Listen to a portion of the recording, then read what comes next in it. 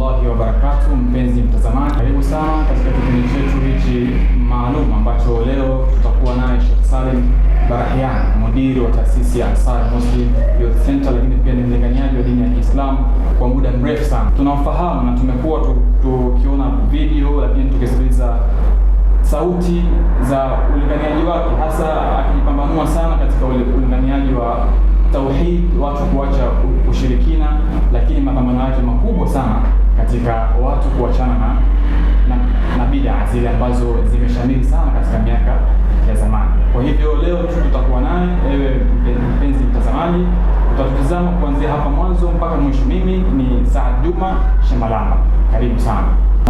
Wa alaikum salam wa rahmatullahi wa barakatuh. Vipi hali? Alhamdulillah, tashukuru. Tumezungumza hapa katika utangulizi ya kwamba tunakufahamu kama mlinganiaji wa muda mrefu sana, kuanzia ujana wako mpaka umri huu ambao umefika kwa hivi sasa. Vijana wengi wanakutizama, lakini wengi wanachukua wewe kama kiigizo chema.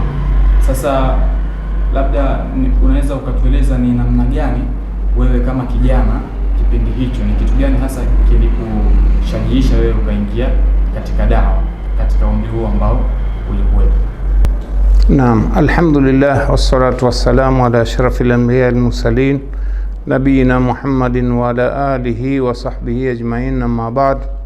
Ndugu zangu wasikilizaji na watazamaji wapenzi wa klipu hii ambayo imeandaliwa maalum kwa ajili ya mahojiano baina ya mtangazaji Saad Juma pamoja na mimi, kwa jina ni Salim Abdurrahim Barahian. Ama kuhusu swali aliouliza ndugu yetu mtangazaji, ni kwamba kitu gani kilinipelekea mimi kuanza kushughulika na mambo ya kidawa wakati niko kijana. Ni swali zuri kwa sababu watu wengi wataka kujua historia yangu kwa ufupi. Mimi nitaeleza kwa ufupi sana kwa sababu vipindi ambavyo vimefanya kuhusu historia ya maisha yangu viko vingi kwenye YouTube. Nimehojiwa na taasisi mbalimbali za habari. Kwa hiyo nitaeleza kwa mukhtasari kwamba kwanza namshukuru Mola Subhanahu wa Ta'ala. Mimi nimezaliwa kama Muislamu, wazazi wangu wote wawili walikuwa Waislamu. Kwa hiyo malezi kwa ujumla ambayo nimelelewa katika nyumba yetu, ambayo nimepata malezi, yalikuwa ni malezi ya Kiislamu. Wazazi wangu walikuwa ni 5 salawati, mama yangu 5 salawati, na alhamdulillah nao pia walilelewa katika mazingira ya Kiislamu. Kwa hiyo nashukuru Mola, hiyo ilikuwa ndio chachu ya mwanzo ya kunifanya mimi kupenda dini.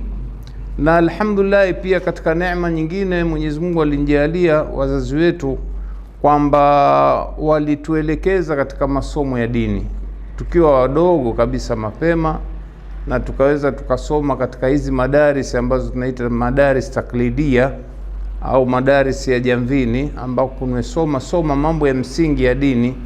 Na pia tulipofikia umri wa kwenda mashuleni, Mwenyezi Mungu alitujalia mimi binafsi pamoja na ndugu zangu wengi wamepelekwa katika shule ya kwanza ya Kiislamu iliyojengwa hapa mjini Tanga, ambayo ni shule ilikuwa ikiitwa Tanga Muslim Primary School, ambayo iko karibu na stendi ya zamani hapa mjini Tanga. Kwa hiyo Mungu alijalia ndani ya shule hii palikuwa na masomo ambayo ni ya mchanganyiko, kwa maana kulikuwa kunasomeshwa masomo ya kimazingira ambayo ilikuwa ni mtaala ya serikali, pamoja na masomo ya kidini. Na masomo ya kidini yalikuwa katika mrengo wa Ahlus-Sunna wal Jamaa, kwa sababu kulikuwa madhehebu yaliyotawala hasa katika miji yetu Afrika Mashariki, madhehebu ya Kishafii. Kwa hiyo tumefundishwa fiqhi na akida ya Ahlus-Sunna kwa kupitia baadhi ya mashekhe mashuhuri waliokuweko hapa mjini, ambao wengi wao wamekuwa marehemu hivi sasa. Na mfano wa mashekhe wakubwa waliotusomesha hapo shuleni alikuwa ni mufti wa kwanza wa nchi hii Sheikh Ahmed bin Juma, Mwenyezi Mungu amghofirie mrehemu, na pia shekhe wa mkoa wa Tanga Sheikh Muhammad Ali Mkanga pia alikuwa ni mmoja katika mashekhe wetu ambao wametufundisha. Na sisi tulianza kusoma, kulikuwa naitwa Quran class, ama Quran class ilikuwa ni masomo ya kama chekechea. Tunaanza kusoma Qur'ani kwanza wakati ni wadogo, alafu tunaendelea darasa la kwanza mpaka la 7 tunasoma dini, na huku tunafundishwa masomo ya sekula. Kwa hiyo Mungu alijalia kimsingi kabisa nilikuwa tayari nishapata cheche za kufahamu wa dini ya Kiislamu kwa kupitia madrasa hiyo. Alafu vile vile katika kuendelea na masomo ya sekondari, Mungu alijalia tena nikachaguliwa shule ya serikali ya wakati huo ilibadilishwa jina kutoka Keremji ikawa Sagara Secondary School, iko hapa mjini. Nimesoma, na kwa sababu tulikuwa na msingi ya dini, basi kulikuwa na kamati ya kuendesha mambo ya dini, kutafuta walimu kuja kutoa madarasa katika baadhi ya vipindi vya dini. Na pia jambo kubwa jingine ambalo lilikuwa linafanyika ilikuwa ni sherehe za maulidi ya mwaka. Tulishiriki. Mimi wakati huo nilikuwa sijajua kama maulidi ni bid'a au nini, niliona ni sehemu ya dini ambayo inafanyika. Lakini Mungu alijalia katika moyo wangu lilikuwa jambo sikuwa nimelipenda nafsi yangu, bila hata kujua kwamba hii ni bid'a au sio bid'a. Kwa nini? Kwa sababu niliona kwamba Uislamu mbona unaonekana huko unyonge na nini, na hii ndio kama ni dini kwa hakika, mbona inatupelekea katika hali kama hii?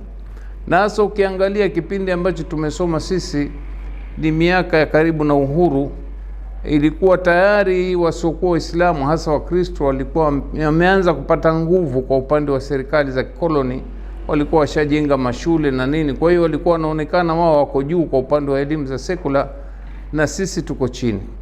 Hii ilinifanyia kuwa na ghera ya kwamba kuna haja ya kuusoma Uislamu. Hivi huu Uislamu huu tunaofundishwa sisi, huu ambao kila mwaka watu wanafanya maulidi ya mwaka au kufanya day hizi za madrasa na nini, ndio Uislamu wa kweli huu? Kwa hiyo ilinipelekea wakati niko shule nikawa na ghera ya kusoma vitabu vingine hata kwa lugha ya Kiingereza ambavyo vimeandikwa na baadhi ya mashekhe wakubwa katika ulimwengu.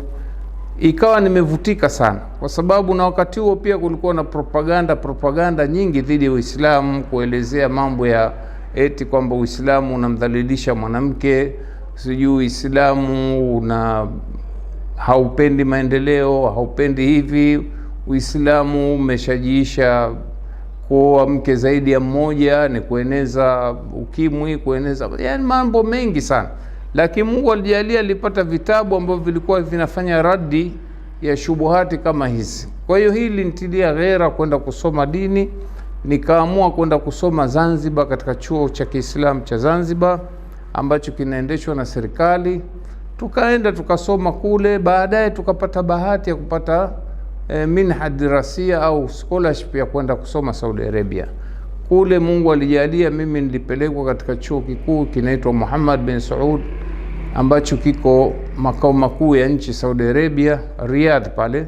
Kwa hiyo nilisoma, kwanza kabisa tulianza kusoma rasmi lugha ya Kiarabu fasaha miaka 2, alafu nikaenda nikasoma secondary school ya kule ambayo ilikuwa ni ya masomo ya kidini, Mahad Makkah Ilmi ambayo iko mji wa Makkah. Nikasoma mwaka mmoja kule, nikafaulu, nikarudi tena Riyadh Saudi Arabia, nikasoma elimu ya kitivo cha sheria ya Kiislamu. Kwa hiyo nilisoma kule miaka 4 nikamaliza. Lakini wakati huo namaliza bado tunakuja mara kwa mara katika likizo kuja kufanya dawa, hasa baada ya kupata mwangaza kujua elimu sahihi ya dini. Tukawa na ghera, tukija likizo basi tunafanya dawa, tunatumia misikiti iliyopo hapa mjini, tunazungumza dawa. Lakini wakati huo ikawa kama kuna mshtuko kwa upande wa mashekhe wa mjini hapa, waliona kwamba hawa watu wanakuja na uslubu au njia ambayo inaonekana sisi hatukuwa nayo, yani hao mashekhe. Kwa hiyo wamejaribu kuangalia vitabu vinavyozungumzia habari ya Saudi Arabia, wakakumbana na vitabu vya Turuki vya lugha ya Kiarabu ambavyo ni vya watu wa kisufi, ambao ilikuwa moja ya malengo yao ni kueneza vita dhidi ya wenyewe waliita Wahabi. Yani walijenga fikra kwa watu wa Islam Tanzania kwamba kuna shekhe katoka huko Najdi ambako ni Riyadh, anaitwa Muhammad Abdul Wahhab, yeye kaja nadai utume. Wamezungumza maneno mengi ya uongo na kwamba yeye anawachukia Waislamu wanaomswalia mtume, kumbe walikusudia anapinga maulidi. Kwa hiyo walizaa anamchukia mtume, hataki mtume anaswaliwa na nini. Kwa hiyo wakati tunapata likizo tunakuja kusomesha, kukaanza cheche za upinzani kwa upande wa mashekhe.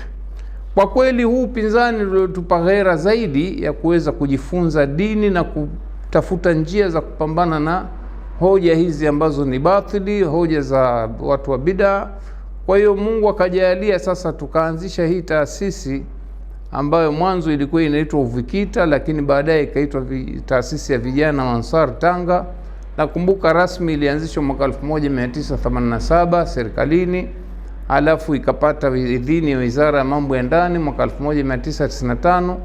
Wakati ule ndio tukaanza kufanya dawa sasa tukiwa ni vijana, na kweli ufaulu ulipatikana kwa sababu watu wengi walituelewa, hasa vijana. Tukaanza kupata nguvu, tukajenga msikiti barabara 19, ndio msikiti wa mwanzo ambao baadaye ulikuja kuzalisha misikiti zaidi ya 300 na kitu hapa nchini. Kwa hiyo kwa ufupi tumeutumia ujana wetu na mpaka sasa tuingia kwenye uzee, tuitumikia hii dini, na alhamdulillah mafanikio mengi yalipatikana katika kipindi ambacho tumefanya hii juhudi.